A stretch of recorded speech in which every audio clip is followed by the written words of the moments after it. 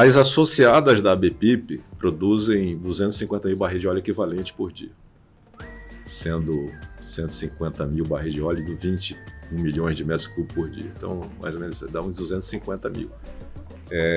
Seria uma empresa de grande porte, que, dado o gigantismo da Petrobras no Brasil, o segundo, terceiro colocados aí, as independentes têm esse papel. Nem por estilo, por DNA, ou estilo, ou forma de ver a vida, eu sempre fui da conciliação, da harmonia. Então eu acabei desenvolvendo uma espécie de baixo índice de rejeição. Eu não sou a pessoa mais adequada para cuidar das questões operacionais, emergências operacionais. Não é para mim. Mas, assim, desarmar uma bomba estratégica é comigo. Sim. Que ninguém está dizendo, aquela ali, parece que ninguém dá bola para aquilo ali. Eu falei, vamos montar isso aqui. Também, eu acho que é prestar atenção nas necessidades das pessoas. Olha, na vida, sempre alguém está nos observando, mas a gente nunca sabe quem é. Então, são nessas coisas que surge uma oportunidade. Exato.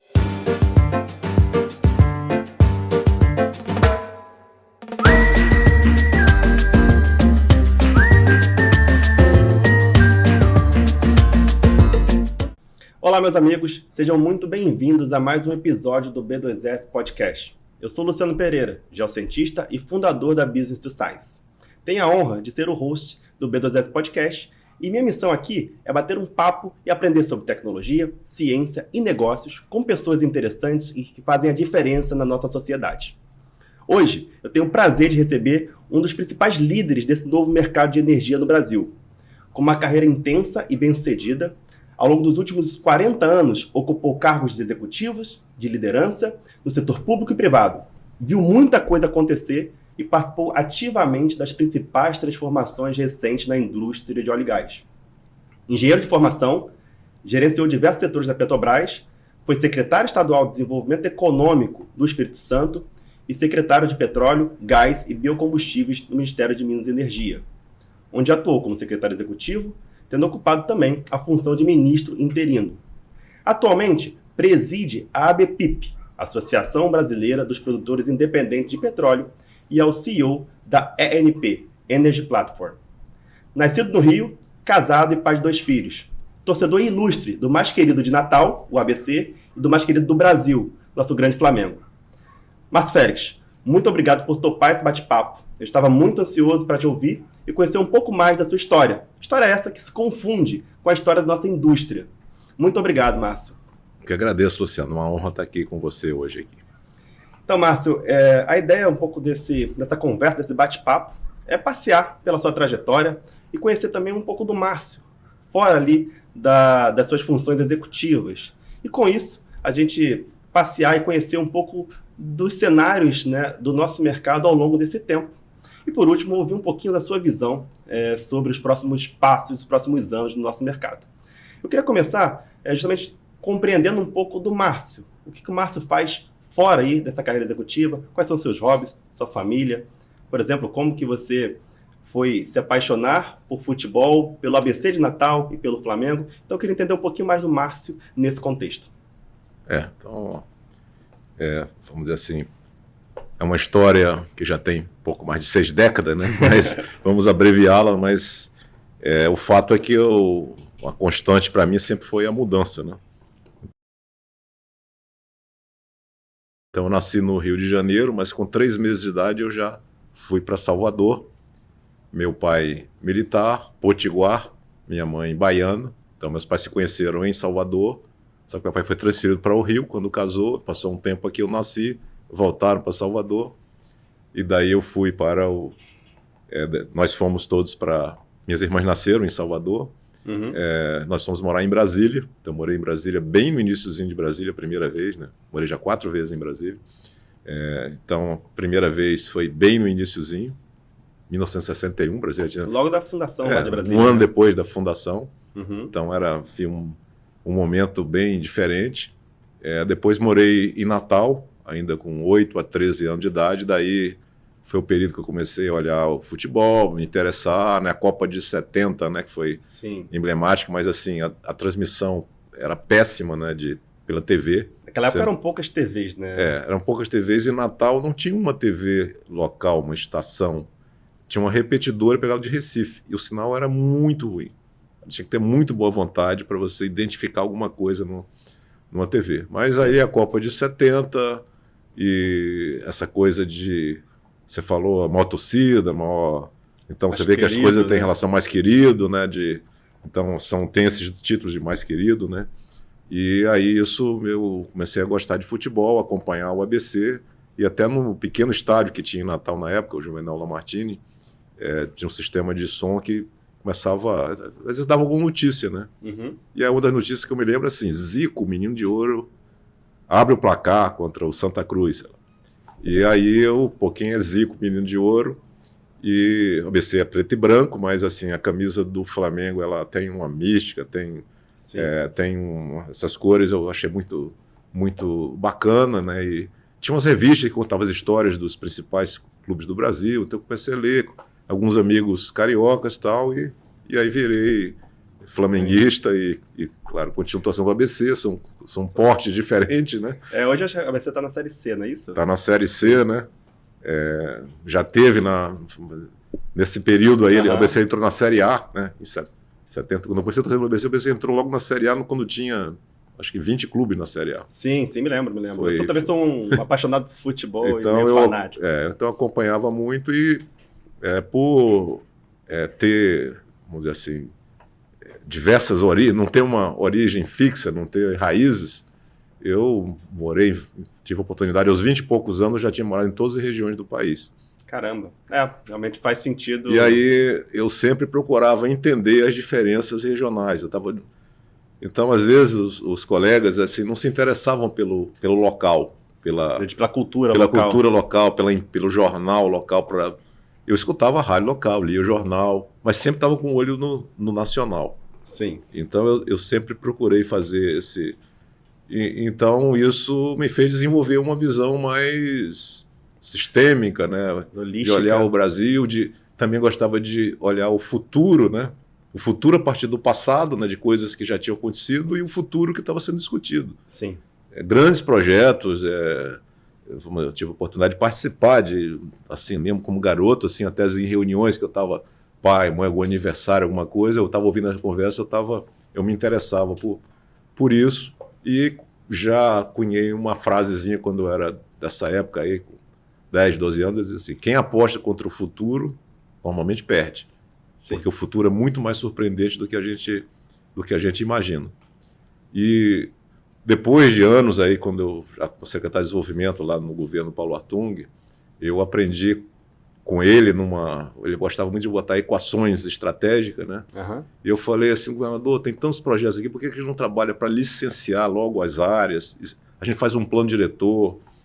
E aí ele me falou uma coisa assim, simples e me deixou refletindo, ele disse assim, olha, ia acontecer duas coisas, a gente não ia ter emprego e não ia existir projeto, porque quem faz o projeto é o empreendedor, então nós temos que ajudar, tem que entender, porque não adianta alguém querer fazer um projeto por outro, então você aqui está empreendendo, então você está vendo muito bem isso aí, então você vai ouvir muita gente, não dá, para que isso, mas... Você tem que ir depois que a pessoa está lá em cima da montanha. E é um lado que pouca gente conhece. Não, a gente só conhece quem bota a cara a tapa nesse lado, né, normalmente. Então, vi muitos debates ambientais sobre vários projetos, né? Por exemplo, a Via Costeira em Natal, que foi um projeto do início dos anos 70, debatido. Na época eu morava lá, ainda garoto, e a grande preocupação é que eu destruía as dunas e as dunas iam... tirando as dunas, Natal ia mudar o clima totalmente, ser invadido. Sim. E o fato é que o plano diretor de ter alguns hotéis, né, ao longo, ter um centro de convenções, não se construir mais nada. Tá certo que hoje ainda estão querendo debater isso aí, mas é um projeto, para mim, de sucesso. Sim. Mas foi, mesmo lá atrás, teve uma discussão grande. Então eu gostava de participar dessas coisas, dessas conversas. Eu... morei em Belém, morei em Curitiba, morei em Brasília 4 vezes, né? Morei em Salvador, morei em Macaé, morei em São Mateus, no Espírito Santo, Vitória, Rio, enfim. E, claro, circulei por essas cidades ou por outras regiões, pude oportunidade de trabalhar lá na Amazônia, né? Já pela Petrobras, de embarcar. Então, eu achava bom quando me convidavam para uma coisa, para fazer um embarque, para um projeto diferente. E sempre procurei aprender, entender e como que as coisas aconteciam, né? Como é que alguém realizava um projeto, como é que a pessoa tinha visão no meio de um momento assim muito... Você não conseguia enxergar o futuro, tinha gente que... Então eu procurei desenvolver isso. O meu avô materno era português, e ele se tornou um inventor, veio para o Brasil com 14 anos de idade. Sim. Ele enfim, foi um grande empreendedor, fez muitas coisas. E durante um período da vida ele começou a inventar antenas de TV, construir. Naquele tempo o sistema de som era uma estrutura muito grande, né? Uhum. Então ele começou a fazer uma série de coisas e dali conversando com ele, eu falei que ia ser engenheiro eletrônico, né? Foi daí então, era uma pergunta que eu ia te fazer, de onde surgiu a ideia de fazer engenharia eletrônica? Então ali dessa conversa, aí eu falei assim, que meu avô falou assim, olha, poxa, meu sonho era que tivesse um filho, ele teve 9 filhos, né? Mas 8 filhas e um filho. Caramba. Né? E o filho foi jornalista. Então ele queria que tivesse alguém que seguisse ali seguisse os outros netos, tinha poucos netos, mas... E aí eu falei, não, eu vou ser engenheiro eletrônico. E meu avô faleceu quando eu tinha 14 anos de idade. E ele me deixou as abotoaduras, né, coisa de costume antigo, para usar na minha formatura. Caramba. Então eu falei, olha, até eu me formar em engenharia eletrônica, meu destino está selado. Eu não vou nem pensar e fazer outra coisa. E você se forma em engenharia eletrônica e já entra direto na Petrobras? Como que foi esse passo? Na realidade, assim, eu tive um conhecimento. Em Brasília teve uma exposição sobre petróleo, e eu me lembro que eu fui na exposição e ganhei um pedacinho de borracha sintética. E meu pai falou, isso é de petróleo. E aí eu, que negócio de petróleo? Comecei pesquisando, vendo ali a exposição. O primeiro posto, Petrobras, efetivamente, antes até de TBR, foi em Brasília. Então, a gente ia, e o posto não era assim próximo de cá, muito próximo, mas, enfim. E aí meu pai dizia assim, não, vamos lá, porque lá a gente pode confiar na gasolina.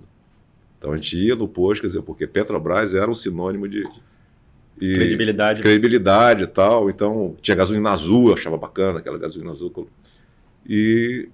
Então, mas eu imaginava assim, petróleo, negócio assim, eu com aquela linha de querer fazer coisa eletrônica, assim, laboratório, coisa toda, o ambiente todo sob controle, né, todo limpinho, todo. E aí eu fui para a área de engenharia eletrônica e fui migrando para a área de telecomunicações. Então você começa na área de telecomunicações. Quer dizer, eu não comecei, né? Quer dizer, eu dentro da faculdade fui para a área de telecomunicações, fui estagiário da Tele Brasília, que era a concessionária lá da época, sim, antes da privatização. Só que quando eu me formei era do início da tal da década perdida. Só que me formei em 1980, né? Falar que os anos 80 foi os anos... Se bem que isso é muito relativo, eu discuto até hoje, mas o fato é que as portas todas que eu tinha foram se fechando para a engenharia eletrônica. Sim. E aí eu, de repente, me senti desempregado.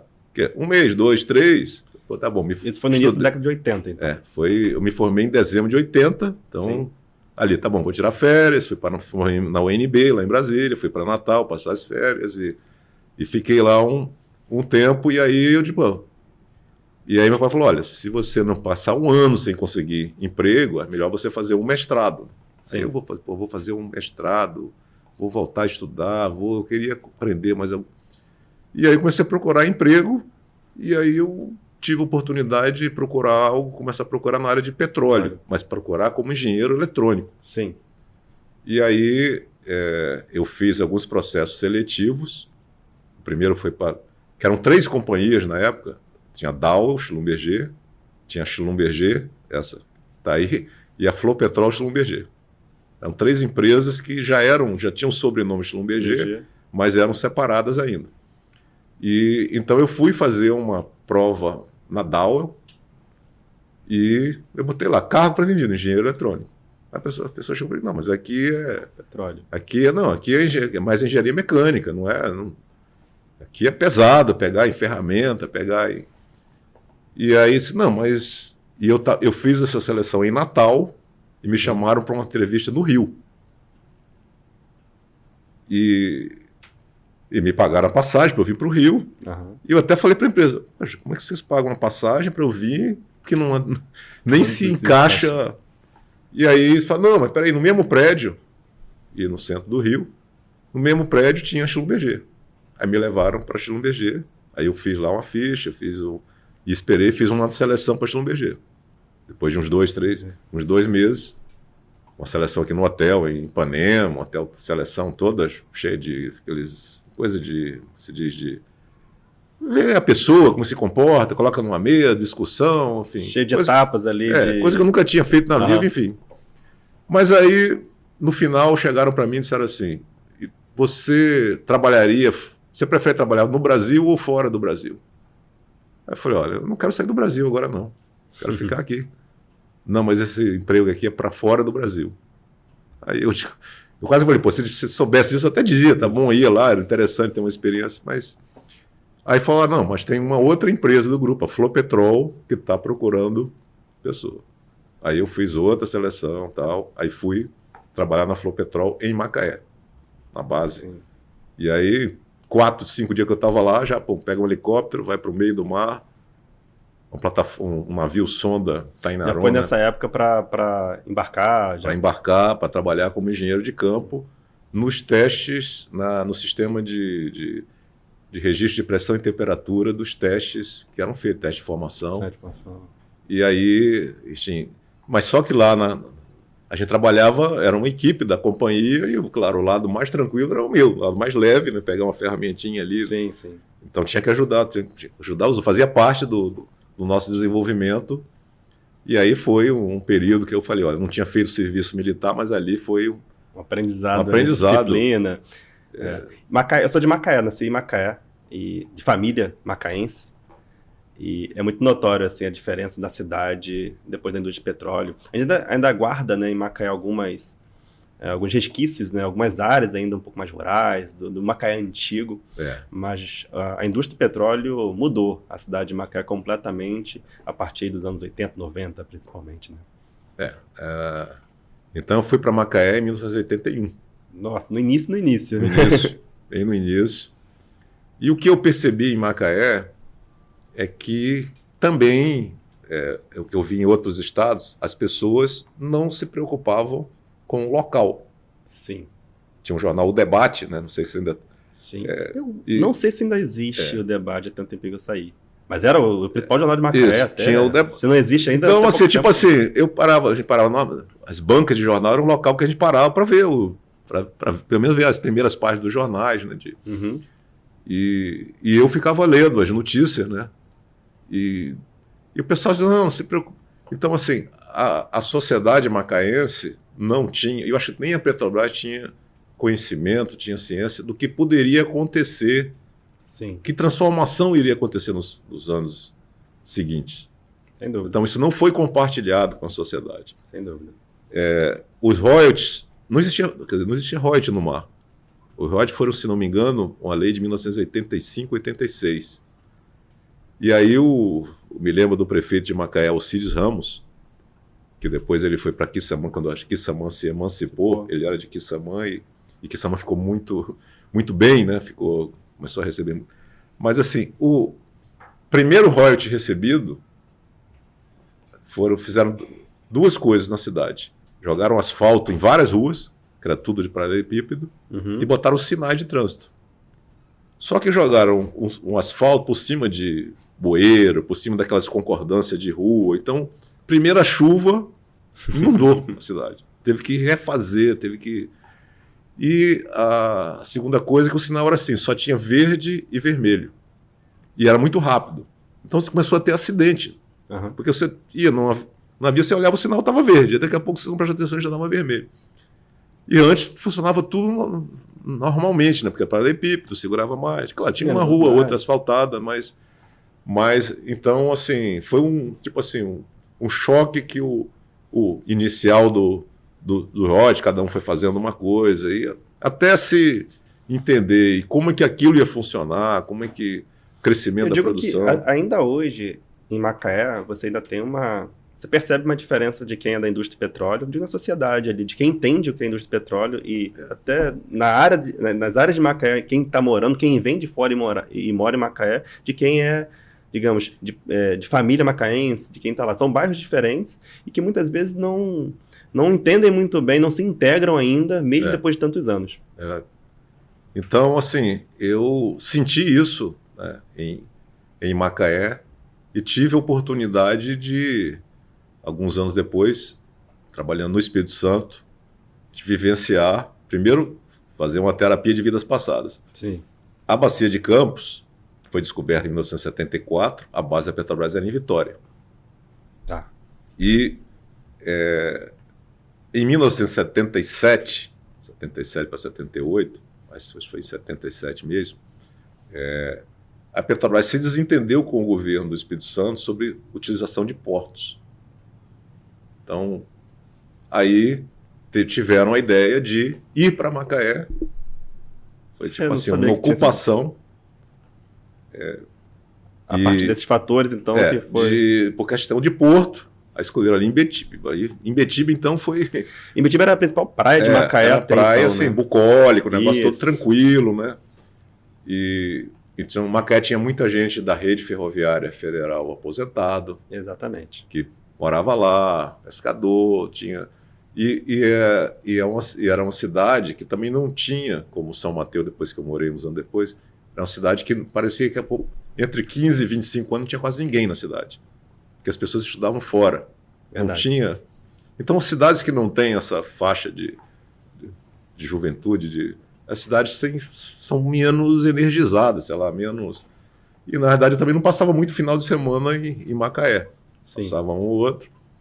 E embarcava, voltava, né? Mas eu trabalhava num regime, assim, flexível. Isso ainda nessa época Na época da Flopetrol. Na época da Flopetrol. E aí em um ano e pouquinho de Flopetrol, eu fui chamado para ter primeira gerência, um negócio bem pequenininho lá, cuidar dessa área dos sensores eletrônicos, né? Sim. E aí eu tive a oportunidade de fazer o concurso para a Petrobras, que foi quase um milagre. Primeiro deu fazer o concurso, depois deu passar, né? Mas o primeiro... assim, eu só vivia embarcado, vivia viajando para tudo que é lado, então nunca... Mas houve uma janela de período que eu estava assim, em terra, e o concurso... Usou para estudar para o concurso? Não, nem estudei, né? Assim, não... Mas eu fui fazer Eu tinha me formado há pouco tempo, né? Então estava... Enfim, fresco ainda. Estava fresco, eu ajudava também outros colegas a fazer vestibular e tal. Então, não era que dava aula, não, mas eu gostava de algumas coisas. Então, eu acabei fazendo o concurso da Petrobras em Brasília. E aí passei. E aí fui fazer o curso de engenharia de petróleo lá em Salvador. Mas minha carreira já estava predestinada, porque lá em Macaé, na Petrobras, eu representando a Flopetrol, fui numa reunião para discutir lá uma questão de contrato, e uma garota, uma engenheira que tinha estudado comigo na UNB, passou ali na frente da reunião, aí falou: Márcio, você já negociando onde é que você vai trabalhar aqui? Já entrou na Petrobras com algum direcionamento ali. Aí o gerente lá, que é o João Carlos de Luca, né, que era o cara conhecido da indústria aí, ele era o chefe da divisão regional de avaliação de informações. Aí falou assim: então você vai trabalhar aqui. Aí eu fiquei assim: não, se você quiser. Eu falei: não, tá tranquilo, de bom.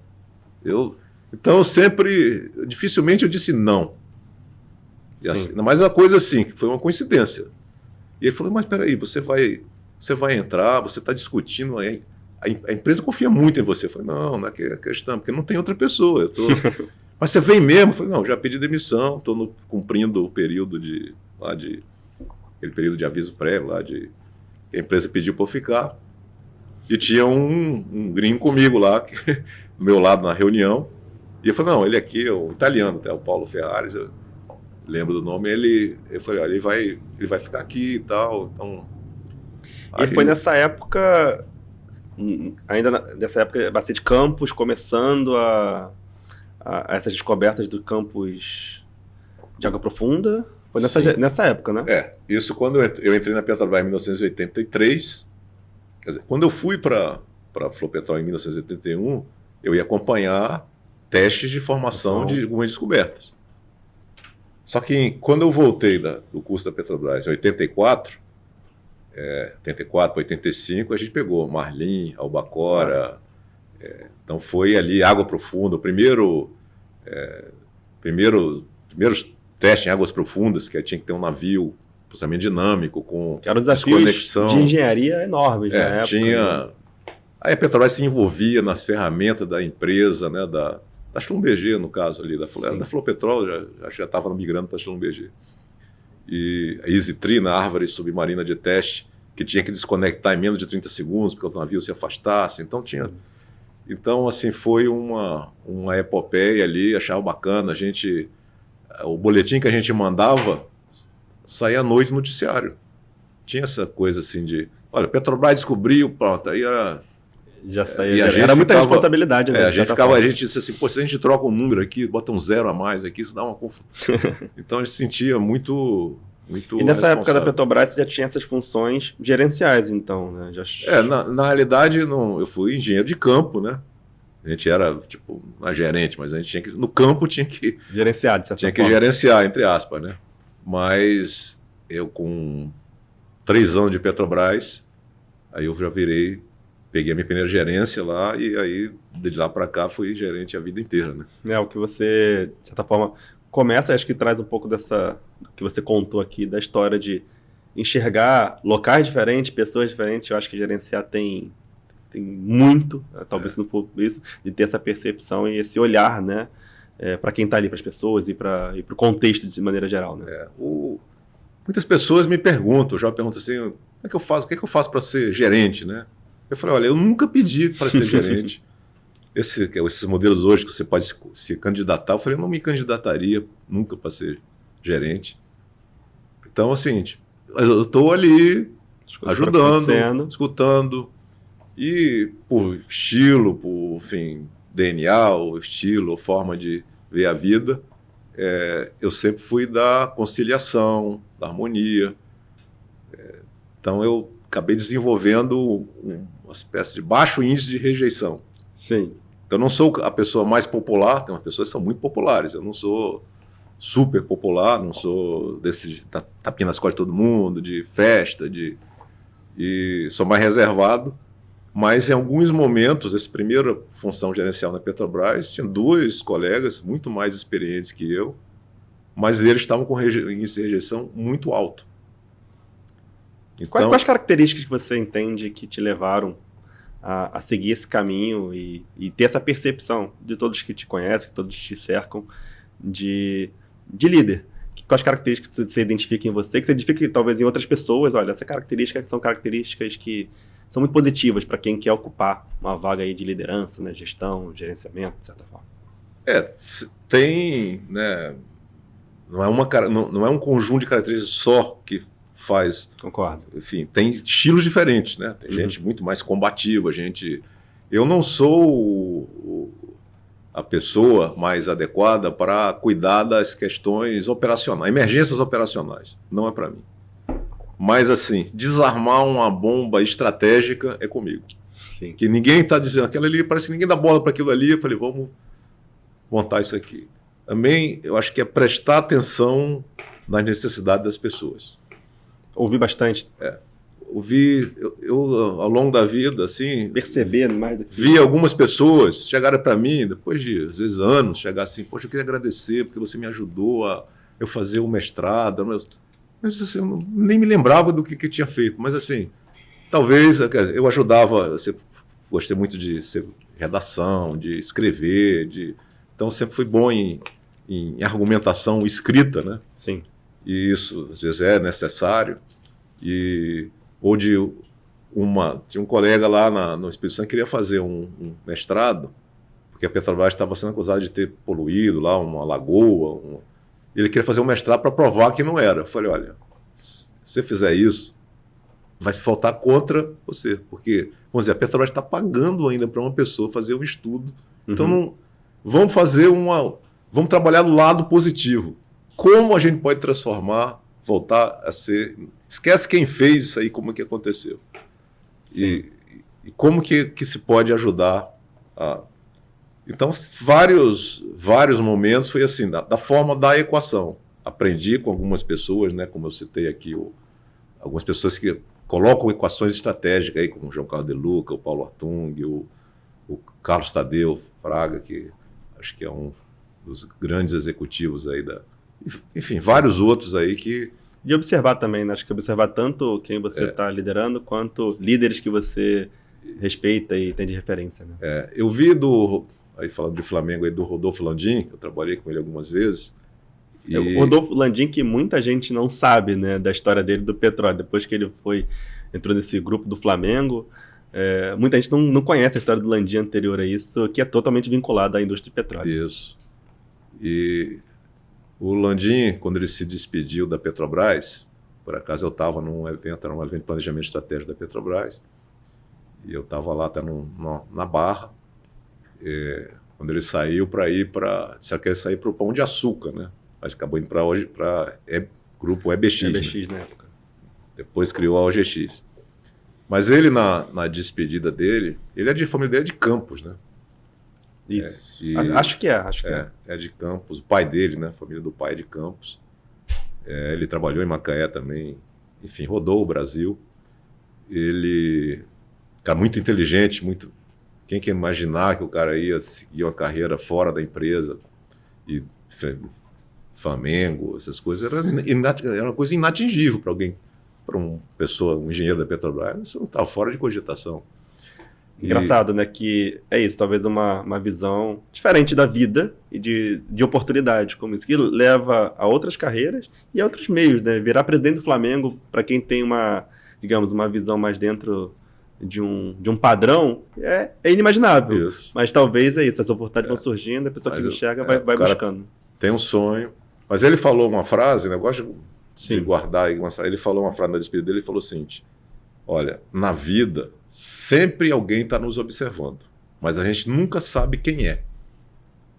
Então, são nessas coisas que surge uma oportunidade. Exato. Você está falando uma coisa, alguém percebe, e aí você é convidado para uma... E assim, tem que ter coragem. Meu pai, enfim, uma das coisas que ele também escrevia algumas coisas, uma dessas... Eu não fui embora de casa, a casa foi embora de mim, né? Quando eu estava na faculdade, o pessoal se mudou e eu fiquei em Brasília e nunca mais voltei para casa. Nunca mais me reencontrei com minha casa dos pais, né? E isso foi em 79. E meu pai disse assim, olha, quis deixar umas orientações, disse assim, olha, a gente na vida está sempre buscando uma oportunidade. Mas quando a oportunidade vem ao nosso encontro, a gente fala assim, peraí, mas esse a gente achava que vinha num papel... explicado, vermelho, vem não sei o quê, está escrito oportunidade, Olof. E a oportunidade às vezes vem disfarçada, né? É curioso você comentar essa frase do Landim. Eu tive um papo recente com o Ricardo Savini aqui, e surgiu esse mesmo comentário, né, a mesma visão, e eu mencionei para ele um caso, uma história que eu também tive. Eu era atleta de futebol, essa paixão veio dessa época. Eu joguei na divisão de base, né, me profissionalizei, mas não exerci a carreira. Quer dizer, exerci em time de segunda divisão, pequeno e tal, e decidi parar muito novo. Mas era uma frase muito comum entre os treinadores, e curioso o Landim comentar isso, falar essa frase antes de estar no futebol, né? Mas que a gente tinha essa frase no nosso ouvido todo dia, olha, levante e vai treinar. Você não sabe quem vai estar te enxergando hoje. Pode ser que hoje, numa terça-feira, que você está um pouquinho desanimado, é o dia que vai ter o treinador do profissional te olhando, o olheiro que vai te puxar, ou o empresário de tal time. Então, se você perder esse espírito, essa mentalidade, diria aí, de você todo dia imaginar que tem alguém te olhando, você não serve mais para futebol. Era a frase que se você achar que hoje ninguém vai estar te olhando, que você não pode dar o seu melhor naquele dia, você vai perder. E outra coisa, você acaba contagiando quem está do seu lado. Então, você não sabe se daqui a 5 anos essa pessoa que está do seu lado pode estar numa outra posição e lembrar, olha, quando eu trabalhei com essa pessoa, quando eu tive com essa pessoa, essa pessoa produziu, ela entregou. Então, eu conto com essa pessoa. Então, eu acho que é uma frase importante do Landim, que eu já ouvi em outros cenários e que, para mim, faz todo sentido, todo sentido. Eu observei, né, andando nessas andanças pelo Brasil, né, observei, em função da idade, né, quer dizer, mais novo. Então, tem pessoas que têm dons esportivos, artísticos, e que você olha assim e diz assim, será que aqui vai sair um super craque, né? Sim. Então eu conheço, e assim, às vezes as pessoas são, tipo assim, a sociedade, né, acaba dizendo assim, é meio negacionista, chega, não, você não tem condição, você não vai, você acha que você vai você está aqui, você joga bem aqui, ou você canta bem aqui, mas então as pessoas vencem, né? As pessoas tentam, muitas vezes, te enquadrar em algum aspecto que elas estão enxergando, às vezes nem por maldade, porque é o que elas estão enxergando exatamente, também. É um condicionamento ali, então, né? Você tem que quebrar esse... Então, eu vi com algumas pessoas seguiram a carreira artística, por exemplo, em Belém, eu frequentava lá um clube, cheguei lá em Belém, Assembleia Paraense, o nome do clube. Aí falaram assim, tinha uma garota lá muito agitada que tinha sido suspensa por ter feito alguma bagunça lá. E saía o clube, naquele tempo, botava assim um mural, assim, botava lá, fulaninha suspensa, não sei o quê. Sim. Aí essa era a Fafá, não de Belém, a Fafá, Palha, Moura Palha, sei lá. Lá todo mundo era de Belém, né? Isso, então não dá para... Ela não tinha ainda esse... E aí ela... tinha 19 anos, acho que eu tinha 17, ela tinha 19. Acho que essa é a diferença, 1 ano, 2 anos de diferença. Aí ela apareceu, não sei como, depois eu até estudei aí, né?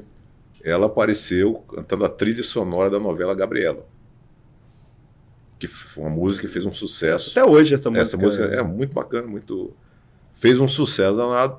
Aí o clube... resolveu, tipo, anistiar, resolveu convidá-la para ela fazer um show lá, se apresentar no clube, né? Sim. Reconciliar. E ela foi lá, fez um discurso contra o presidente do clube. Enfim, ela era de bem interessante, estilo dela. E aí, esse presidente do clube, que era Altino Pinheiro, tinha um filho que era um DJ lá das festas do clube. E tinha uma filha, assim, timidazinha, quietinha, que devia ter uns 12, 13 anos nessa mesma época, e que fazia alguma coisa de música e tal. A gente ia lá, às vezes ia na casa dele, porque ele gravava aquelas fitas cassete das músicas, né? A gente ficava todo mundo pedindo para ele gravar.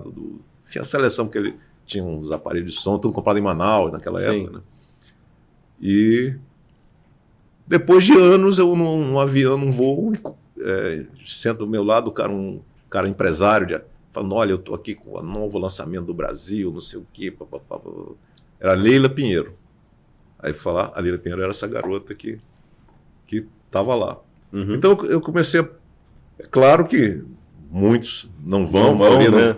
Mas tem gente que tinha até capacidade maior, teoricamente, sim, mas não vinga. Não vinga no exército, muitas vezes porque se condiciona ao que ouviu ou às condições do meio ali, né? Sei lá, porque desiste, quer ficar, enfim... Sim. Então, eu disse assim, peraí, a gente tem que se lançar sem paraquedas. Rede de segurança lá embaixo, não pode lançar dentro do avião, eu vou pular aqui dentro do próprio avião, não, quer dizer, pular de uma cadeira para do avião. Não, acho mais difícil a gente chegar à fase de se conhecer o suficiente para poder acreditar naquilo que faz sentido para a sua vida. É muito difícil, a gente é muito influenciado o tempo inteiro por várias questões, né? E quando você tem uma clareza daquilo que faz sentido para a tua vida, dos seus valores, seja lá do caminho que tem, é muito mais fácil tomar as decisões. Eu comento isso diariamente, porque não tenho muita dúvida sobre qual caminho seguir, porque está muito sólido esse conhecimento. Isso aqui pode dar errado, mas faz sentido para a minha vida, faz sentido para a minha personalidade. Acho que esse autoconhecimento é muito difícil de chegar, é constante, de certa forma, a gente vai mudando, né? Mas é fundamental para as escolhas que a gente faz. E assim, a gente tenta ir pelos caminhos mais curtos, né, normalmente, né? Sem dúvida. E normalmente, né, entre dois pontos tem infinitos caminhos e nunca a linha reta é o mais rápido, só na física. E nunca a gente vai chegar naquele caminho que está pensando hoje, a gente traça, mas tem muita coisa no meio que vai levando e que é muito mais legal do que a gente pensou exatamente. Antes. Né? Então a gente tem que estar aberto ao diferente. Se a gente planeja demais... Concordo.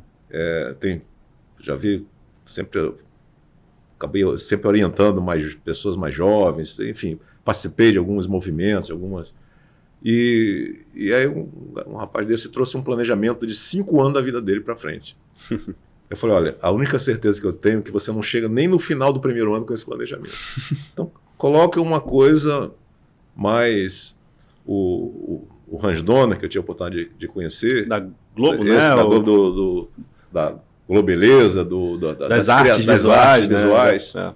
Ele eu conheci até lá no Espírito Santo, porque ele tem um rapaz lá, uma pessoa lá do Espírito Santo, o professor Medina, que estudou com ele na Alemanha, né? Aquele Instituto Fraunhofer lá, que é famoso, o Redondo acho que é austríaco, estudaram lá, e ele fez um planejamento estratégico que ia morar 5 anos em cada continente, o Hans Donner. E aí o cara é do Brasil, falou, a Globo tá precisando, fazendo não sei o quê, ele falou, eu vou para lá. Começou esse planejamento. Né? Começou aqui, os primeiros 5 anos aqui no Brasil. O cara veio para cá e tudo deu errado, inicialmente. Aí ele foi para Vitória, para casa do professor Medina. E ficou lá, não tinha mais dinheiro, ficou lá um tempo, mas acabou surgindo oportunidade, subiu o caminho. Sim. E aí casou no Brasil e tal, e não saiu mais daqui. Márcio, eu queria percorrer por essa trajetória, essa transição falando de caminho, principalmente esse caminho mais executivo, passeando por esse mundo de secretaria, político também, né? Secretaria tanto de Desenvolvimento do Espírito Santo, a Secretaria Executiva do Ministério de Energia. Como foi, primeiro, essa passagem, como que você recebeu esse convite e como foi a sua experiência, até hoje, né, de certa forma, mas com esse outro grupo, digamos assim, com esse outro lado, outra visão do trabalho, e o que você traz para a gente desse momento, sabe, dessas secretarias, não só secretarias da parte política, né, do Espírito Santo, como do Ministério de Energia, mas também das diretorias dos mais diversos, né, institutos que a gente tem aqui. Então, a gente vai falar de IBP, que você participou, fundou movimentos como REAT, participou hoje da ABPIP. Então, eu queria ouvir de você um pouco dessa experiência executiva nessas funções que são tão importantes para poder coordenar. E acho que ouvindo você agora falar, contando sua história, fica mais fácil entender do porquê desse sucesso. Então, de visão, de conhecer o nosso Brasil, talvez com poucos, ter morado, mas não só passado por esses lugares, vivido aquela cultura, entender aquela cultura. Então, eu queria ouvir um pouco de você, como foi essa passagem, e o que você trouxe, né? Quais são os principais, aí, na sua percepção, legado dessa passagem por essas instituições e grupos. Como carreira gerencial, também não pleiteei nenhuma função pública, não foi um planejamento. O planejamento era estar aberto ao desconhecido, estar aberto ao novo. Uma pessoa pergunta para mim, qual é a melhor cidade do Brasil para você ficar? Eu falei, é a próxima. Eu quero conhecer, quer dizer, na realidade eu até penso do mundo, né? Hoje de circular um pouco, né? Eu quero ficar no Brasil, pensamento lá de mesmo trás. Lá de trás eu continuo querendo ficar no Brasil, mas assim, eu não consigo ficar numa cidade só, né? Então eu tô assim, tenho uma base em São Paulo, no Espírito Santo, aqui no Rio e Brasília. Então já é um um quadrilátero. E, de certa forma, Natal também, que eu estou... Sempre por tem lá, meus pais lá, minha família acabou se fixando lá depois dessas mudanças todas. E tem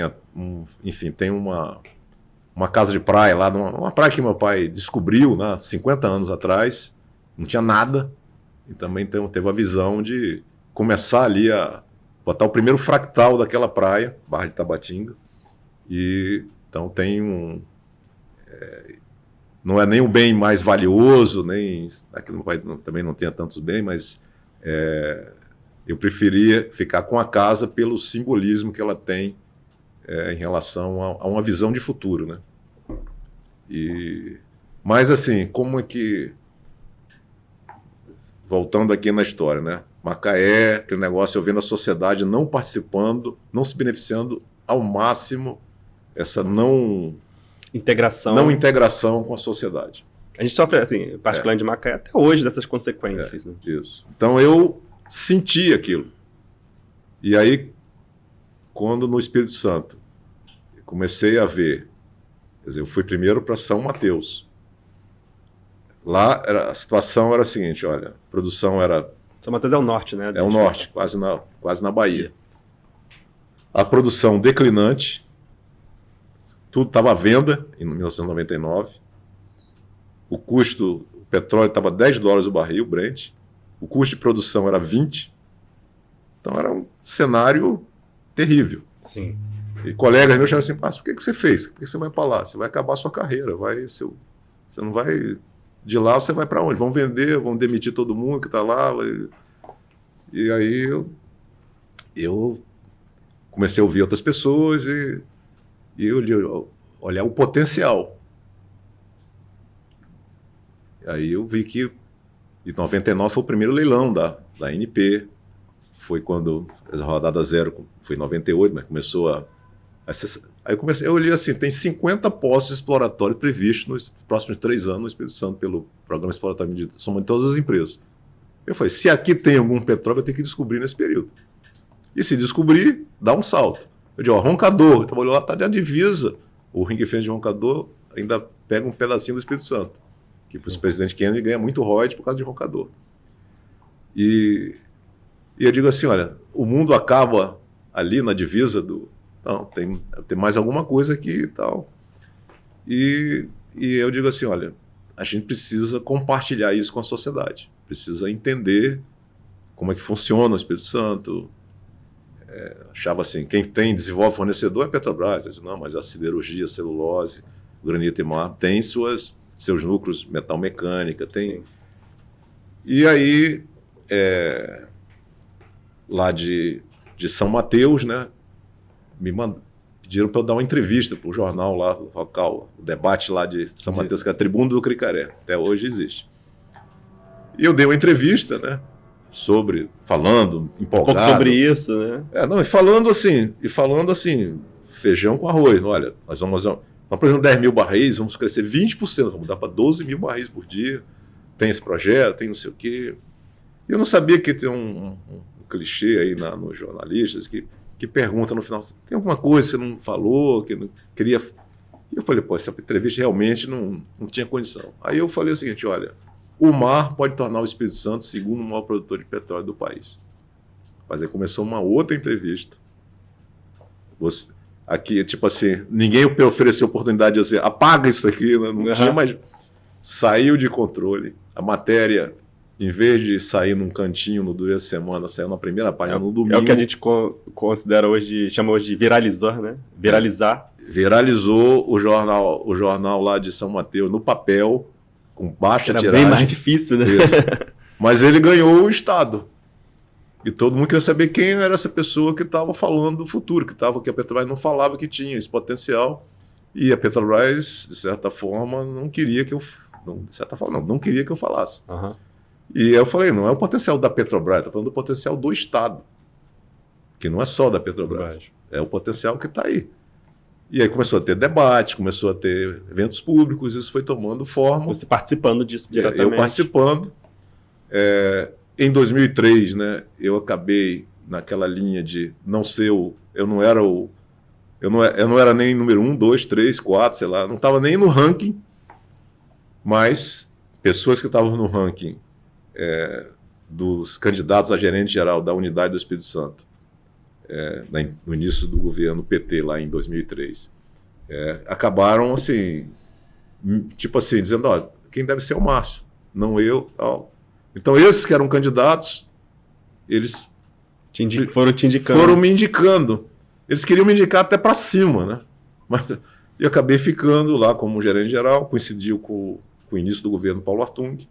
O Espírito Santo estava num momento muito complicado, politicamente, segurança, finanças públicas. Uhum. E aí a gente começou a interagir, o governo do estado começou a interagir com todo mundo, né? Mas inclusive com a Petrobras. Quis antecipar royalties. A gente não tinha produção, a gente botou uma produção bem pequena, né? Bem modesta. Mas tinha as liminares de ICMS, né? Porque a gente, como era Petrobras, era muito pequeno, a gente cuidava de tudo. Então, o não pagamento do ICMS do Estado, da liminar da distribuição, foi o grande... Caçar essas liminares foi a grande virada de receita do Espírito Santo. Então, isso foi credenciando ali, talvez. Isso. E aí foi aproximando, Então eu fiquei 2003 a 2009 fui gerente geral. No mesmo período, o Paulo Artung foi governador 8 anos. Eu fui dos primeiros 7 anos. Então, teve essa relação mais próxima. Tinha uma relação próxima. E aí eu, assim, fui convidado para vir para o Rio. Porque às vezes o colega da Petrobras diz assim, Márcio, a pessoa está achando que você quer ser candidato, que você prefere o Espírito Santo que a Petrobras. Uhum. E achava que eu queria entrar na política partidária. Não era o seu objetivo na época. Não era. E assim, eu acabei sendo reconhecido como o capixaba. Entendi. E aí a Petrobras o que faz? Me convida para vir para o Rio. Me convida para um cargo importante e tal. E aí eu falei, realmente é hora, tem que mudar. Mas vim para o Rio, 8 meses depois, o Paulo Artung me liga aqui, aí fala assim, Márcio, você tem programa para almoçar hoje? Vem almoçar comigo. E no centro ali. Aí ele chegou e disse assim, Márcio, eu preciso de você para ser secretário de desenvolvimento. Porque a Petrobras é muito importante, enfim, o petróleo, tudo isso que fez. Mas aí talvez junte um pouco isso que você tinha comentado, de poder fazer mais também, além ali da Petrobras, né? Aí eu comecei a botar todas as dificuldades que tinha para eu ser liberado pela Petrobras, como é que funcionaria, Ele falou, Márcio, tudo isso já resolvi. Você só basta dizer... Eu tinha acabado eu tinha ficado 10 anos no Espírito Santo. Sim. E tinha 8 meses no Rio. Aí eu aceitei o convite e só avisei em casa depois. Né? O pessoal estava de mudança ainda para cá. Tava se acostumando. E aí foi, enfim... Então foi um período mágico, aprendi muito. Quanto tempo na secretaria lá? Na verdade, sim, o Paulo Artung estava no último ano de mandato. Eu falei, vou ficar o último ano. Sim. E tranquilo, ficou um ano só, acabou. Só que aí foi eleito o Casagrande, que está aí como no seu 3º mandato agora, né? Mas o Renato Casagrande foi eleito governador. Aí na transição, também me conhecia e tal, assim. Na transição, que tinha muita coisa, toda hora de algum investidor, alguma coisa, então me chamou mas para conversar, para receber alguém lá na transição, que foi um governo que estava aliado ao outro, e ele chegou para mim um dia e falou assim, Márcio, eu estou montando aqui o secretariado e eu tenho uma regra aqui que eu não quero ninguém na mesma posição, mas você é um dos nomes aqui que eu estou olhando para eventualmente continuar aqui no governo, continuar como secretário. Eu digo, mas governador, eu não me vejo em outro lugar além da Secretaria de Desenvolvimento. Que área o senhor imagina que eu poderia contribuir? Eu estou pensando aqui na educação. Aí eu imaginei aquelas escolas, confusão, greve, início de aula, escola que... Enfim, eu digo, isso é um trabalho quase operacional, né? Tem um trabalho de estratégia, tem um trabalho bacana, mas ali é um Sim. É um negócio que não tem dia tranquilo, né? Sem dúvida. Olhei ali, aí eu falei, qual é a outra posição? Ah, secretaria de governo. Aí eu falei, bom, aí eu vou entrar na política mesmo, porque secretaria de governo é lidar com articulação, e tal. Aí eu fiquei assim, pô, como é que acha que eu posso? Aí eu falei assim, olha, governador, é o seguinte, eu não me vejo com esse perfil, não, acho que não é talvez conveniente para a Petrobras, mas se o senhor acha que eu posso contribuir, eu posso ficar um tempo. Aí pensei assim, meses, né, mas não disse.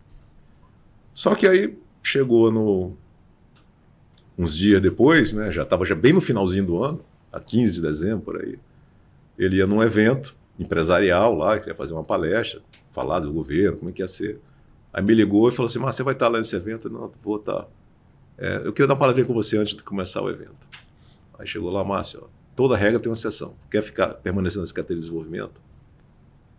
Aí sim, pronto. Aí ele anunciou, todo mundo ficou satisfeito lá. Aí eu falei, pô, e eu falei assim, e agora? Eu vou ficar 8 anos, tem um risco de ficar 8 anos. Mas aí eu fiquei 2 anos com Casa Grande. Fiquei metade, que aí a Petrobras me chamou de volta. E quando você vai para a Secretaria de Minas e Energia? Isso eu voltei para a Petrobras em 2012. Sim. No final de 2012. Peguei aquele período complicadíssimo que a Petrobras... Eu vi ali, né, eu digo, olha... Tudo aqueles problemas. Na hora que começou, puxaram a primeira coisinha ali, eu digo, bom, aqui esse vai ser um período muito complicado. É um período tenebroso, assim, de sofrimento geral. Aí foi principalmente 2014, 2015. E aí eu ficava só pensando assim, de, poxa, o que a gente pode fazer? O que pode acontecer para a gente restabelecer a alegria aqui? Porque era uma tristeza, um clima assim de péssimo. E aí teve o processo de impeachment, né? E aí o Ministério da Minas e Energia acabou indo para o partido que era do Casa Grande, né? O PSB. Ah, sim. Entendi. E o Fernando Coelho Filho, que era um rapaz de 32 anos na época, que era deputado federal, que foi ser ministro de Minas e Energia, que não ia ser ministro, ele ia para outro ministério, mas na última hora trocaram, ele foi para o Minas e Energia. E ele tinha convidado... Isso foi nessa transição aí do impeachment durante o governo Temer, não foi? Isso. Porque teve a primeira fase do impeachment, na Câmara e depois no Senado. Só que assume, imagina, se no Senado... Aí... Resultado. Convidaram uma outra pessoa, outro colega, para ir para essa secretaria. Ele passou um mês para decidir e, no final, achou que não valia a pena. Que era risco para tudo que era jeito. E aí, chegou para mim, eu fui num sábado, para mim, ó, o Casa Grande falou, Márcio, ó, tá aqui, fala com o ministro. Eu falei, pô, vou ligar para o ministro? Me deu o telefone dele, o WhatsApp, eu vou mandar um WhatsApp para ele. Aí o cara já respondeu logo, né? Tal, onde você está? Então, eu estou em Rio, eu estou em Recife. Você vai estar... Quando é que você pode? No dia que o senhor quiser, tal. Aí, tá bom, segunda-feira eu amanheci em Brasília. Não era um lugar desconhecido para você, não, né? Aí fui a Brasília, cheguei muito cedo, até que meu filho estava trabalhando lá em Brasília, eu peguei o mesmo voo que ele, só porque a reunião era 11 horas da manhã, eu cheguei às 7h30 da manhã em Brasília. Aí fiquei rodando, andando, né? Aí olhei, assim, quando eu fui estagiário na Tele Brasília, né? O prédio, até hoje é um prédio bacana lá do setor comercial sul, tem uma arquitetura que se manteve moderna, tem uns que envelhecem, ele se manteve moderno. E eu olhava da janela, assim, a esplanada dos ministérios e a Praça dos Três Poderes. E eu ficava imaginando, como é que será que essas coisas se interrelacionam? Então, de vez em quando eu olhava na janela, eu pensava nisso. Sim. Casei lá em Brasília, na Catedral, ali na esplanada, né? E meus filhos nasceram em Brasília, até por facilidade logística para minha esposa, mas eles já moravam no Rio, mas eles são brasilienses. E eu olhei assim, eu comecei a caminhar ali na esplanada, pensando ali, não tem ninguém caminhando ali. E eu assim, de terno, né, de coisa, caminhando ali. Aí eu olhei assim, olhei a catedral, olhei o prédio da Tele Brasília, assim, o ministério, eu digo, ó, isso aqui tá tudo alinhado aqui, né? Os três estão... que o ministério era no outro local. Ele mudou de... Ele era bem em frente à catedral, ele mudou para perto do Congresso. No mesmo lado. E aí eu olhei assim, eu falei, olha... Olhei assim para o prédio, assim, eu falei, acho que eu vou trabalhar aqui. Aí resolvi entrar. Aí eu entrei 10 horas da manhã, reunião me receberam, era 11h30 da manhã. Legal. E durante esse período, foi o período ali desse, digamos, do início desse novo, digamos, eu chamo de novo mercado de energia, porque mudou muita coisa, né, desde os últimos 5 anos. Foi mais ou menos nesse período, né? Sim. A gente... Estava tudo, vamos dizer assim, sem que ser concluído, Então... Essas iniciativas todas como desinvestimento, posicionamento com projetos, com REAT, esse tipo de coisa, né? Isso. Não tinha definição sobre conteúdo local, não tinha definição sobre unitização, não tinha definição sobre comercialização do petróleo e gás da União. O Repetro tinha que ser, revisto, né? Tem por lei. Então eram muitas coisas que tinham que ser feitas. E a questão do gás, o mercado de gás. Qual o impacto, Márcio, que você enxerga hoje nessas comunidades, principalmente quando a gente fala de onshore, né? A gente fala do onshore no Nordeste, que é muito forte, o impacto nessas cidades. É lógico, Espírito Santo também, a gente tem. Mas como você enxerga esse impacto, olhando agora para trás, talvez, 5, 6 anos desse início desse movimento, o que você enxerga de impacto direto na vida das pessoas? Olha, esse impacto é realmente impressionante. Eu gosto de coisas de curto, que tem pouco tempo para fazer, não é de curto prazo, mas as coisas de longo prazo, mas que você tem pouco tempo para fazer. Então o governo ali que eu entrei tinha 2 anos e meio. Eu entrei, o governo ali começou em maio, eu entrei em julho, oficialmente em julho, embora eu tenha sido governado em junho e comecei mais ou menos a trabalhar, mas oficialmente fui nomeado 22 de julho. Então, você está falando, parece poucos dias, mas... E eu sabia que o ministro, Fernando Coelho Filho, ele ia sair em abril, início de abril de 2018, para se candidatar à reeleição como deputado federal. Então, tinha menos de 2 anos, de julho a abril, julho de 2018, julho de 2016, abril de 2018. E aí, eu fui preparado para tudo. Eu fiz uma folhinha, escrevi numa folhinha de papel o que eram as atribuições lá da secretaria, qual era, como que eu achava que deveria ser a real redação, né? O que estava por trás de cada frase daquela, qual o perfil que o secretário deveria ter, e o meu perfil, das diferenças para isso, e como que eu abordaria esse negócio. Então a conversa foi com o ministro, com o secretário executivo, que era o Paulo Pedrosa. Foi uma sabatina. Ele falou, isso aqui é uma entrevista de emprego, é um recrutamento, a gente está fazendo. Foi uma conversa muito franca, mas eles chegaram para mim e disseram assim, olha, o que você vai fazer? A Petrobras está vendendo os ativos de gás, vai mudar o mercado, o que você vai fazer? O que você pensa em fazer sobre isso? Aí eu não tinha, eu estava com muita cabeça de EIP, de refino, de biocombustíveis até, mas não estava de gás. Sim. Entendeu? O gás eu não tinha. E aí eu falei assim, peraí, a gente tem que fazer um programa para o gás. Tem alguma coisa? Você conversa com a Simone Araújo, que era diretora, hoje é diretora da ANP, que era diretora da área de gás lá do Ministério. Aí eu cheguei para a Simone e falei assim, temos algum programa para o gás, alguma iniciativa? Não, tem um GT, portaria, não sei o que lá, tal. Eu disse assim, a gente pode botar um nome de fantasia? Aí, vamos chamar o pessoal da comunicação para ajudar a pensar o nome Aí surgiu o Gás para Crescer. Aí foi o primeiro programa. Ele foi lançado, eu fui entrevistado lá no Ministério, se não me engano, no dia 13 de junho. Esse programa foi lançado no dia 24 de junho. Eu não tinha nem um mês antes. Então, o programa foi lançado e, vamos dizer assim, se usou todo, se reunia assim, tinha, sei lá, quase 50 entidades interessadas no gás, todos mobilizados, cada um com seus consultores, com sua estrutura. Foi um alinhamento quase geral, não foi alinhamento de 100%, né? Uhum. Mas mesmo os que eram contrários, eles também participaram. E aí, com o gás, eu falei, bom, vamos fazer um programa para o onshore. Eu digo, não precisa fazer um programa para o pré-sal. O pré-sal já está encaminhado. Está encaminhado. Então, fazer um programa para o onshore. Aí, escutamos a BPIP, escutamos...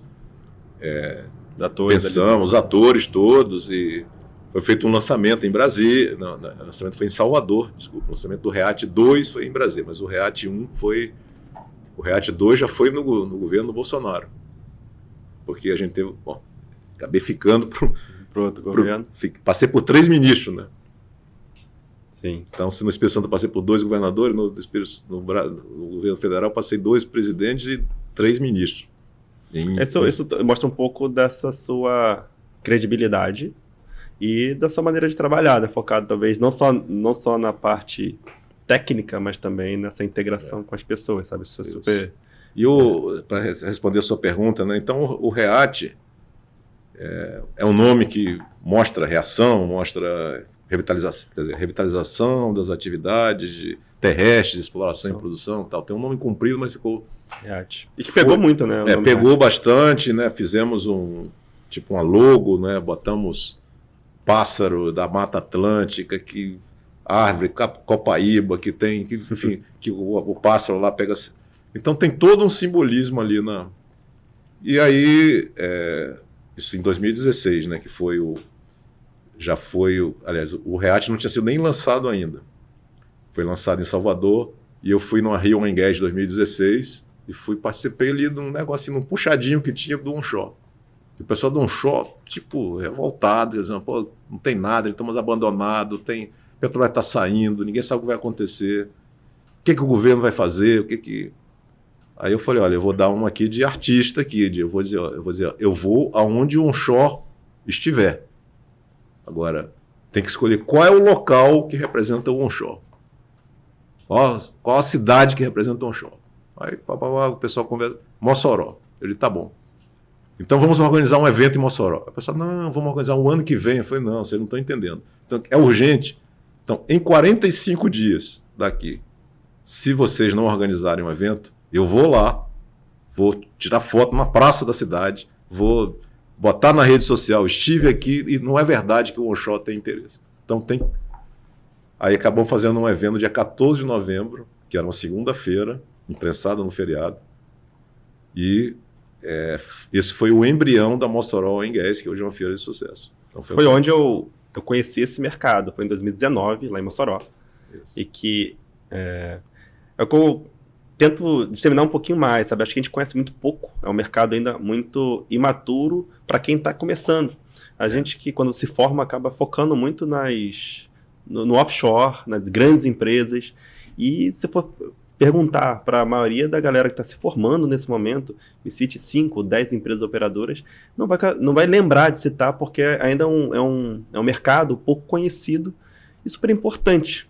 Realmente, acho que esses últimos 5 anos foram muito significativos para a nossa indústria, como você mencionou, com impacto não somente na indústria, mas das pessoas, nas cidades que estão lá, que dependem desse tipo de fomento, de indústria ali, e que acho que para os próximos anos, né, e essa parte agora eu queria focar com você, entender realmente como você enxerga esse cenário para os próximos anos, focado nesse mercado de energia, e linkar isso com o seu novo momento com a ANP Platform. Citar um pouquinho do que é a ANP, o que se propõe, qual a visão da empresa e o que você enxerga desse novo cenário. Hoje a gente teve uma notícia importante, na minha opinião, para esse cenário, que foi a fusão da 3R com a Enalta, que mostra mais ou menos a consolidação desse mercado. Eu queria ver um pouquinho da sua opinião, Márcio, sobre isso. O que você enxerga desse novo mercado, desse cenário para os próximos 10 anos e como a ANP Platform se coloca, né, para esse trabalho.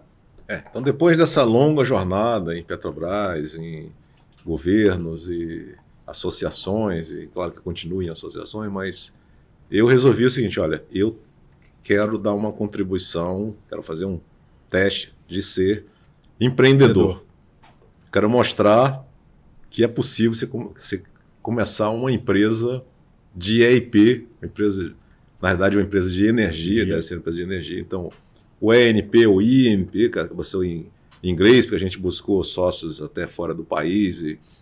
Então, INP é um Exploration and Production, que se transforma numa plataforma de energia. Então, é um EIP que já nasceu para se transformar. Conectada com esses desafios agora do... Mas sem, quer dizer, eu estou sempre falando integração energética, diversidade energética, segurança energética, segurança, integração. Não fragmentação energética, não discriminação. A gente está com discriminação.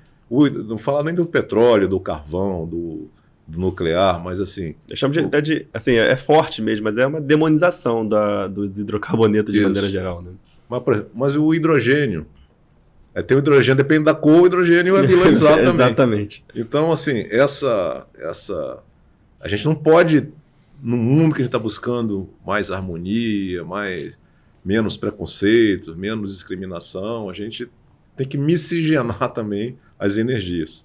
Então, assim, a ideia da ENP é provocar isso. Às vezes a gente meio que a gente não é classificado, né, como...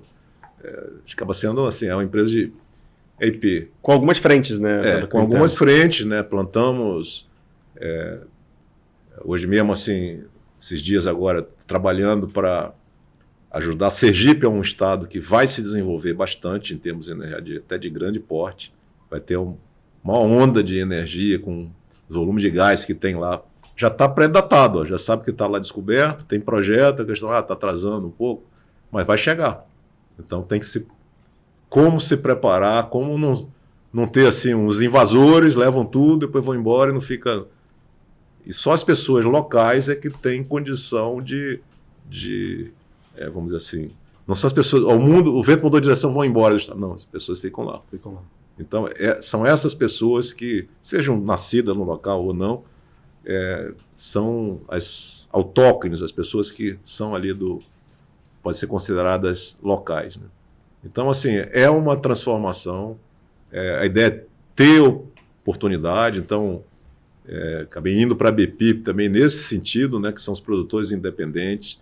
A BPIP começou muito pequena, focada nessa bandeira de desinvestimento da Petrobras, mas essa fase, de certa forma, não é que acabou, mas isso não Acho é que vocês mais... integraram mais, né, independentes nesse sentido. Então, o nome independente é muito simpático, vamos chamar assim. Você tem, Márcio, assim, o número de produção dessas empresas independentes? Olha, as associadas da BPIP produzem 250 mil barris de óleo equivalente por dia, sendo 150 mil barris de óleo de 21 milhões de metros cúbicos por dia. Então, mais ou menos, dá uns 250 mil. Somada, seria uma empresa de grande porte, que, dado o gigantismo da Petrobras ainda no Brasil, o segundo, terceiro colocados aí, as independentes têm esse papel. Nem todos os independentes estão na BPIP. Mas hoje, com essa notícia, a BPIP cresceu. Porque a 3R está na BPIP. E a Enalta está no IBP. A 3R também está no IBP. Então, assim, não existe essa competição. Mas o que acontece, eu já fui, né, diretor do IBP representando a Petrobras, em raros momentos, assim, esteve a indústria, ou o mercado, vamos chamar indústria, mas o mercado alinhado com a posição do governo ou da Petrobras. Então, o IBP, como a Petrobras tem um peso muito grande, ele tem que ser muito cuidadoso, ele não pode... E tem o upstream, midstream, downstream. Então tem que ter esse equilíbrio também. Tem outros atores, tem... Entendo. Então, assim, a BPIP é mais livre, mais independente. E a gente tem conseguido... A gente é uma estrutura muito pequena, nós somos 19 sócios, assim, operadores e 20 fornecedores de bens e serviços. No caso dos fornecedores estão esses maiores aí, são nossos sociedades, mas também tem pequenos. Uhum. E esse pessoal está todo olhando o mercado. A 3R Enalta é uma consolidação, vamos dizer, independente, mais offshore, né? Mais, porque estava indo PetroRecôncavo e 3R antes, era um movimento de consolidar o onshore, né? Sim. Então, acho que esses movimentos vão acontecer. Você enxerga mais fusões desse tipo num futuro breve?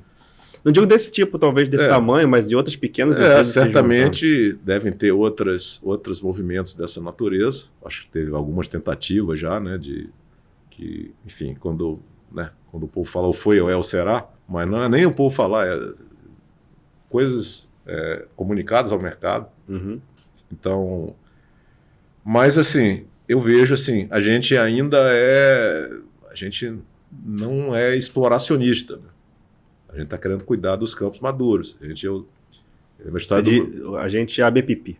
Não é o mercado. BPP, o mercado, né? O mercado financeiro, etc. Né? Então, assim, a pessoa ir para uma exploração é uma dificuldade muito grande de empreender nessa. Você diz pelas próprias pressões externas em relação à exploração de petróleo? Não, isso é um outro. Mas é a questão assim, quem que empresta dinheiro para uma empresa de exploração? Entendi. Como é que você consegue uma garantia se você não é? Então, assim, ou você é um gigante, e o gigante para ativos menores, ativos de terra, tirando, sei lá, Amazônia, tirando áreas mais sensíveis, a minha ideia de ir para a terra, e escolhemos a Bacia do Espírito Santo, por ela ser menorzinha. Da ENP. Da ANP, para que a gente mostrasse. Nossa estratégia inicial era ser uma empresa de exploração, para em 3 a 5 anos a gente conseguir ter a primeira produção. Só que a gente foi lançado em 10 de março de 2020, na semana ali da beira da pandemia, e na beira da paralisação devido à pandemia. A pandemia já estava ali caminhando. E a gente acabou tendo a oportunidade de adquirir ativos. Então a gente teve a primeira produção já em outubro de 2020. Então atropelou um pouco a nossa estratégia, mas nós temos vários blocos exploratórios.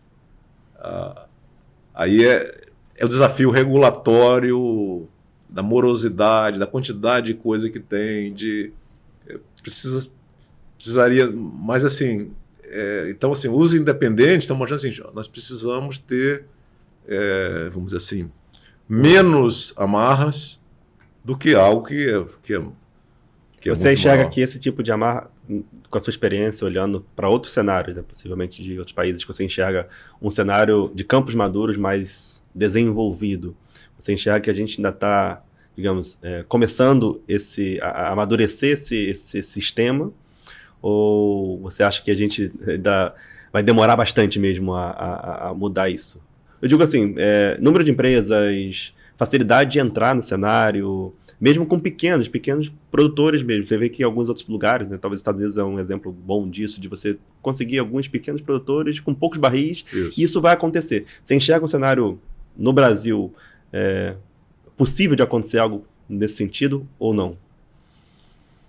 Tem que romper uma barreira, porque assim, o mercado de campos maduros ele é limitado. Está ali, pode passar de um para outro, pode consolidar, mas não vai mais além do que isso. Sim. Então, para crescer, precisa descobrir novas coisas. E aí que é o desafio. Algumas empresas dessas independentes, que em terra, quem tem alguma exploração são empresas independentes. A Petrobras tem ativos em terra, de produção, Polo Urucu e Polo Bahia Terra, mas não tem exploração em terra. Não teve a rodada passada, eu achei até que podia adquirir algum bloco, alguma coisa. Só adquirir. Exploração requer um pouquinho de investimento também, né? Então, para pequenas empresas não é tão simples. E lógico, dependendo do modelo de negócio. Né? Muitas das empresas já entraram com o modelo de revitalizar e não focar na exploração. Mas assim, exploração em torno dos campos existentes. Então, nossa estratégia foi cercar os polos existentes no Espírito Santo, com áreas exploratórias. A gente acabou participando da compra de um polo, que era de menor porte, que era o Polo Água Parda. A gente tentou entrar no Polo Norte Capixaba, era um salto muito grande, mas nossa proposta foi bem competitiva, foi enfim, nominalmente quase igual com a vencedora, mas Então, a ANP muitos- tem essa visão também de buscar essa exploração. Eu sei que você Isso. assim, enxerga talvez de uma maneira mais ampla o negócio, né? Não somente Sim. como exploração, mas parcerias, né? Formas de facilitar. Acho que o onshore também traz um pouco mais desse entendimento para a gente que cada empresa tem um modelo, tem a parte logística, tem a parte de estrutura, de infraestrutura, então cada uma consegue se alocar, né, e formar parcerias de maneira muito singular. Então imagino que a ANP, para os próximos anos, você enxerga crescendo nesse cenário de exploração e de parcerias com outras empresas. E a gente também, por exemplo, nós temos o Espírito Santo ali no extremo norte, no Circo Conceição da Barra, tem a maior reserva de salgema do Brasil. E nós temos ativos lá também. Então a gente que usa conceitos similares a petróleo, para perfuração de poços, e as informações todas geológicas são utilizadas. Então a gente está olhando as riquezas Perfeito. como um todo, como Tucano tem água, enfim, pode se tornar uma nova fronteira agrícola. Então, assim, por que a gente pensar que só o petróleo, Então a gente quer integrar projetos de captura de carbono, armazenamento de gás.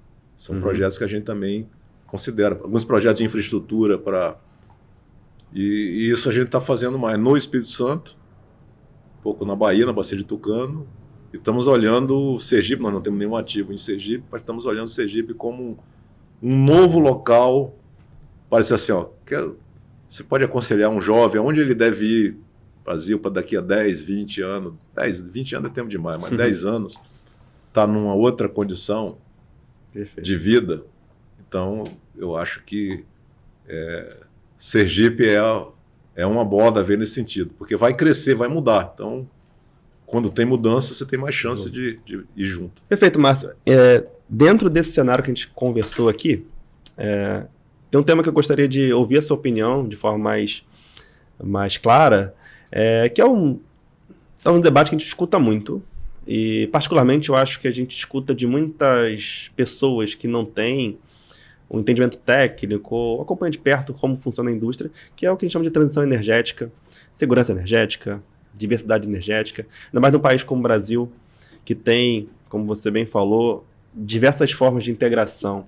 E muitas vezes a gente não enxerga o valor da energia para as cidades, o valor da indústria para o fomento e para a geração de empregos. Então eu queria ver um pouco da sua opinião, o que você enxerga desse tema. A gente fala de transição energética, diversidade energética, considerando também a matriz energética do Brasil, que tem uma boa variedade, né? Essa é uma discussão, né, que torna-se muitas vezes polêmica, né? Muito acalorada, né? Acho que a gente tem que ter um equilíbrio. O Brasil é um país que trabalhou, quer dizer, para as características que nós temos, né? Mas o Brasil trabalhou com miscigenação, com sincretismo religioso. Então, eu procuro trazer esses termos para a energia. E a energia mais renovável que existe é o que vem das nossas ideias. E é a mais dissipada, mais perdida, né? Então, a gente deixa de utilizar as ideias. Sim. Então, o Brasil, quando na década de 70, com os primeiros choques de petróleo, foi lançado o Proálcool, na época. É um programa. Então, tinha carro a etanol, que chamava álcool na época. Aí dizia, carro a álcool, você ainda vai ter um. Era um slogan que virou piada, virou meme. Não era meme na época, mas enfim. É o que virou meme, né? Traduzindo por dia de hoje. E a Petrobras era meio contra aquilo, tinha muita gente contra. E acabou virando uma solução. Passou a ter quase 100% dos carros no Brasil vendidos com motor a álcool. Aí nos anos 80, meados dos anos 80, por aí, houve um período que faltou álcool nos postos, uns 3, 4 dias. A venda despencou, quase desapareceu o carro a álcool, e aí surgiu o motor flex. Então, álcool, gasolina. Depois de um tempo o Brasil inventou o híbrido flex. E as montadoras, você vê que estão hoje num repensar em relação ao veículo. A eletrificação, tem, claro, muitas pesquisas, Sim. Mas, assim, se fala muito do petróleo financiar a transição energética. A pessoa pensa, não, vamos taxar, vamos imposto de carbono, crédito de carbono, enfim, botar imposto seletivo, imposto do pecado, fazer... A questão, o próprio mercado resolve, que é qual vai ser a mistura de biogás, de biometano no gás natural, qual vai ser do biodiesel no diesel. Então, isso tem um equilíbrio, claro, se coloca as metas, tem um equilíbrio. Mas em todos esses programas, o petróleo, de certa forma, financia. Se você elimina o petróleo... a tecnologia não avança para poder gerar... Não consegue. E aí é o seguinte, em quanto tempo vai acontecer isso aí? A gente está falando só dos transportes. Sim, sim. Mas o petróleo, a maioria da população no mundo inteiro quer uma estrada asfaltada. E asfalto, né, vem do petróleo. Então a indústria petroquímica tem vários produtos que a gente às vezes nem está olhando no dia a dia, nem sabe, nem associa, que vêm do petróleo. Então eu já tenho uma linha, já estou pensando, já estou antevendo uma coisa que vai acontecer talvez daqui a uns anos, aí não sei quantos, que vai começar a pensar na preservação do petróleo. Eu vivi a fase, quando eu entrei na indústria do petróleo, eu disse assim, olha, vai acabar o petróleo e o mundo vai parar. Aí isso mudou para, olha, vai sobrar petróleo porque a demanda vai desaparecer. Pandemia, anteciparam isso aí bastante.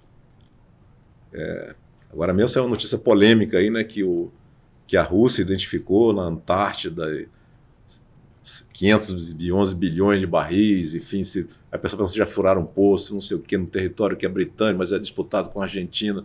Enfim, só coisa confusa, mas assim, o fato é que se existem lá 500 bilhões de barris, é muito. Então, assim, o mundo não para de ter descoberto, nossa margem equatorial, quanto vai ter, como é que vai acontecer, a Guiana, para não ir longe, não ficar falando aqui do Brasil, mas a Guiana está com reserva quase igual ao do Brasil. Exato. Então... Porque até pouco tempo ninguém falava nada sobre a Guiana. Né? Então, assim, então a transição tem duas grandes dimensões. Tem essa dimensão assim, da física, econômica e tal. E tem a questão da conexão com as mudanças climáticas. Até que o que está acontecendo no Rio Grande do Sul, mudança climática, associa o petróleo. Exato. Mas não é o petróleo. Então, eu acho que esse tipo eu chamo de poluição da discussão é muito nociva até para quem busca essa transição. Essa transição é super importante, sim, mas quando você contamina com informações que não tem uma relação direta, e aí tem uma pressão, de certa forma, popular, ou até por uma questão emocional. Normalmente se associa, de fato, a alguns problemas do petróleo, a questões emotivas e tudo. E isso é muito prejudicial para o debate, porque o que eu gostaria de ver é um debate mais sério nesse sentido, de quem quer ver essa transição acontecer, mas de maneira segura e honesta, uma discussão mais honesta nesse sentido. Acho que o mundo já tá um pouco mais equilibrado, já deu um passo à frente. Mas essa discussão, acho que se estabeleceu no Brasil do ano passado para cá. Então, assim, a vilanização do petróleo, ela está num momento de alta aqui no país e a gente precisa encontrar o ponto de equilíbrio de novo. Sim. Todo mundo quer o planeta sustentável e a gente começa a ver os ciclos, né? Você, como geólogo aí, conhece, que estuda a Terra. E eu fiquei impressionado de saber que geologia é uma ciência recente, assim, eu achava que já era coisa... Então, esse estudo da Terra como um ser vivo, né? Como é que isso... Então, entender... Então, o geólogo é um profissional extremamente importante, o geólogo, a geóloga, porque as pessoas têm essa necessidade, essa ansiedade de entender o que está acontecendo. Todo mundo... A gente aqui é especialista em futebol, é especialista em economia, mas eu acho que muita gente vai ser especialista em clima, etc., mas vai precisar da base de conhecer a Terra como um ser vivo. Concordo plenamente. Márcio, eu queria ir para a parte final aqui. Eu gosto de fazer uma espécie de um bate-bola com algumas respostas mais rápidas. Foi não? Para poder conhecer ainda mais o Márcio nessa fase final. Bom, a primeira parte, eu queria pedir para você decidir escolher entre um ou outro, entre algumas opções que eu vou te dar aqui. A primeira opção é final da Copa do Brasil, ABC e Flamengo. Quem você escolhe? ABC. ABC? Vamos estar do lado dos opostos nesse dia. É difícil acontecer isso. E o Flamengo tem um histórico muito bom quando pega a Copa do Brasil, um time do porte do ABC. A gente perdeu recentemente aí algumas finais desse tipo. Vamos lá. Vinho ou cerveja? O que o Márcio prefere? No inverno, vinho, no verão, cerveja. Né? Mas vinho. Vinho. Rock ou samba? Rock. Rock. É de Brasília também, né? Talvez pegou uma geração ali. A geração underground de Brasília. E a última dessa. O que você prefere? Revitalizar os campos maduros ou explorar novas oportunidades, novos upsides? Eu acho que explorar novas oportunidades, você acaba também revitalizar também explorar novas oportunidades. Então, mas eu acho que o explorar tem um campo muito maior. Perfeito. Agora, uma referência que você tenha de alguns pontos aqui. Um livro de referência, um livro que você recomenda e que de vez em quando você pode voltar a ler, sabe? Um livro que você gosta e tem como referência. Eu vou dar um livro assim filosófico aí, o Tao Te Ching. É o Tao Te Ching, que não é uma religião, é uma forma de ser. Então eu admiro muito o lado oriental, aquela paciência milenar, esses ensinamentos. Então é um livro que não é um livro, um best-seller, é uma coisa, mas é um livro que eu de vez em quando dou uma olhadinha nele. Interessante, vou dar uma olhada nisso. Um outro livro aí, mais conhecido aí, também não é recente, é Insustentável Leveza do Ser, do Milan Kundera. Acho que é um livro também que coloca muito assim, trabalha muito com as probabilidades na vida, né? Então, como assim, uma pessoa conhece a outra, casa por acaso. Se não tivesse saído naquele dia, não tivesse cruzado aquela rua, não tinha. Então ele fala conjunto de fatores. Que o amor é um acaso, isso, vamos dizer assim, me deixou um pouco. Mas é a questão da relatividade, né? Então eu gosto de entender um pouco assim filosoficamente da vida. Legal. Um filme ou uma série que você gosta? Ou que te marca, uma referência? Um filme também antigo, Feitiço do Tempo. A pessoa fica presa num dia, né? Então precisa, vamos dizer assim, mudar a vida para sair daquele dia, né? Então, legal. É um filme bacana. Eu gosto também de filmes de relação com o tempo, assim, que é bacana. Bom, você colocou bem claro aqui o quanto você é cidadão do Brasil. Mas se você tivesse que escolher um lugar para estar, qual lugar você escolheria? Diz que a gente tem que estar sempre no aqui e agora, né? Então, a gente está sempre no centro do universo, né? Tudo é infinito no espaço e no tempo para onde a gente está. Então, acho que a gente tem que aproveitar cada lugar onde a gente está. Então, nunca me recusei a ir para qualquer cidade, qualquer local do mundo. E assim, às vezes o local que eu mais admirava era assim, um local que eu fantasiava, não conhecia, né? Não existe na realidade. Então, acho que esse local está dentro de nós e a gente tem que fazê-lo. Então, o melhor local é aqui onde nós estamos agora. Perfeito. Uma música que você gosta? Difícil às vezes de escolher uma. Quando eu fiz 50 anos, eu queria fazer uma seleção das 50 músicas da minha vida, né? Conseguiu? Quando eu parei em 150, tem muita seleção. Então tem músicas de todos os tipos, né? Todas as épocas, somente acho que as músicas mais marcadas anos 60, anos 70, né? Uma música brasileira aqui que marcou bastante, Travessia, do Milton Nascimento. Bela música, bela música. E por último dessas, uma referência de líder que você tenha. Pode ser alguém que você conviveu, pode ser alguém internacional, alguém que você se inspirou, mas uma referência que você olha, esse líder é um líder que me inspira e que eu gosto do estilo de liderança. Eu acho que o Carlos Tadeu da Costa Fraga, aí, que foi da Petrobras, foi presidente da Prumo, foi meu estagiário, chama assim, depois meu chefe. Quando eu era da Flopetrol, ele tinha entrado na Petrobras, então e depois eu fui trabalhar com ele na Petrobras, né? Então, mas o Tadeu é um cara assim, excepcional. Tem outros, né, que eu acabei citando aqui, o João Carlos De Luca, o Landinho, o Paulo Artung, o Casagrande, o Fernando Coelho Filho, enfim, são vários que eu tive a oportunidade de trabalhar e conhecer e aprender muito, né? Que legal. E a última pergunta, Márcio, na verdade é um pedido de uma mentoria. Uma mentoria para o próprio Márcio Félix, de 30, 40 anos atrás. O que você diria para o Márcio? Qual mensagem você passaria para esse Márcio de 30, 40 anos atrás, que estava começando nessa carreira e que também vai servir com certeza para os profissionais que estão começando agora. Então, qual seria a mensagem que você deixaria para o Márcio de 30, 40 anos atrás? Às vezes eu digo assim, se na minha época eu tivesse alguns recursos, né, seria outro, né?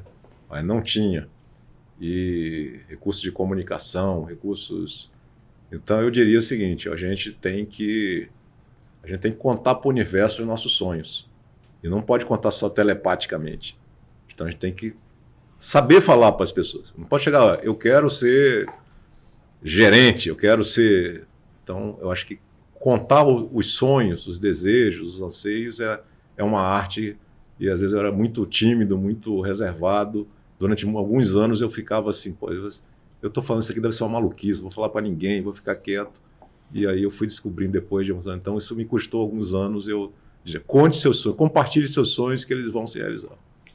Márcio, muito obrigado pelo papo, foi muito, muito bacana para mim, era um papo que eu queria ter já há algum tempo. Eu falo que independente da gravação, espero ter mais oportunidade de conversar com você em outros cenários, em outros ambientes. E talvez voltar aqui para outros formatos que a gente busca. Realmente, de coração, muito obrigado aí pela disponibilidade e pela presença. Eu agradeço, e para mim também foi uma oportunidade de crescimento, de revisitar a minha vida, de repensar. Certamente eu saio daqui um outro Márcio. É isso, pessoal. Espero que tenham curtido esse bate-papo incrível tanto quanto eu. Para ficarem por dentro de mais conteúdos como este e não perderem nenhum episódio, sigam a Business to Science nas redes sociais. Vou deixar os nossos links na descrição do vídeo. Não se esqueçam de se inscrever no nosso canal para receberem as atualizações em primeira mão. Até a próxima e muito obrigado por fazerem parte dessa jornada com a gente.